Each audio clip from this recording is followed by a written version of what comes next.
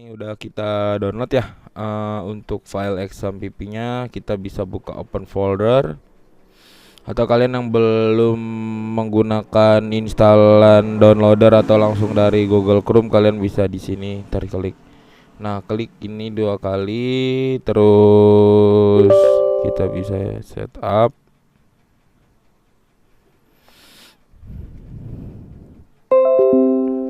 Sebentar ya guys ya.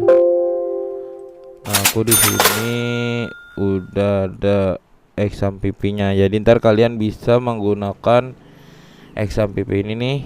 Nah, terus kalian bikin folder dengan nama XAMPP-C, XAMPP foldernya itu. Jangan dirubah-rubah. Nah, ntar kalian bisa next ikutin langsung sampai selesai instalannya. Oke, karena aku udah ada XAMPP jadi tidak perlu lagi ya ngedownload XAMPP-nya. Nah, terus jika sudah diinstal, kita bisa jalankan yang namanya XAMPP-nya. Nah, bagaimana caranya? Kita bisa lihat di sini. Kita bisa klik start. Dah, karena aku udah jalankan ya. Kita bisa klik start, lalu kita masuk ke PHP MySQL-nya ya.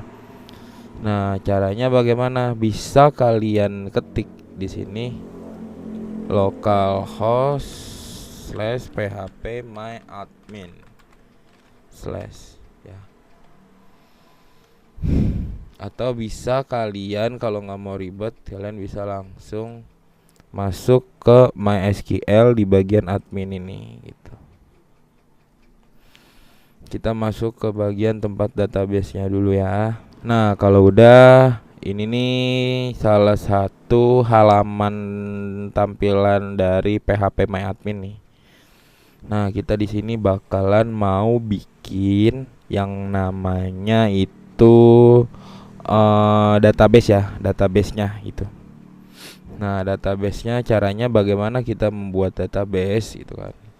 Kita bisa klik di sini nih, baru tampilan baru nih. Nah, tapi itu nanti pembahasannya kita di episode yang satunya lagi setelah ini. Kita di sini ingin membahas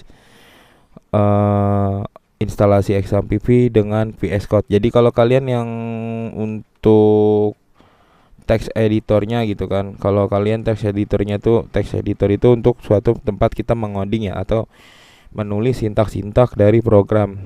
Nah, jadi kalau kalian yang belum menginstal, kita bisa masuk ke browser lagi yang tadi.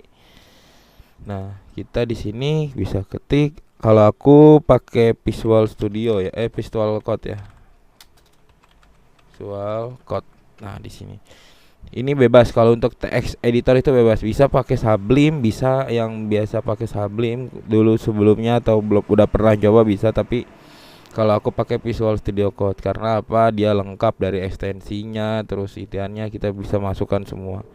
Nah, kalau sudah di tampilan seperti ini, kita bisa klik Windows yang ini nih. Nah, ntar kalau udah klik kita bisa download bagian yang ini, download sekarang. Karena aku udah ada Visual Studio-nya, kalian nggak usah, tidak usah install ulang lagi ya, tapi aku temenin sampai untuk downloadnya gitu.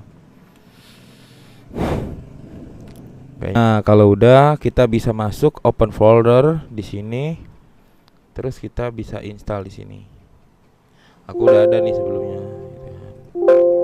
Jadi nggak bisa. Jadi ntar kalian nih biasa install seperti biasa. Nanti kalau setelah sudah install, kita bisa buka VS Code-nya untuk buat kita siapin codingannya ya. Oke, untuk di video instalasi kali ini cukup sampai di sini. Kita lanjut nanti pembuatan routingnya, terus sampai pembuatan database, pack to pack-nya gitu. Jadi tetap terus ikutin video ini sampai selesai jika kalian ingin terus belajar untuk menggunakan membuat website ya dengan PHP dan MySQL gitu. Oke, sampai ketemu di video selanjutnya.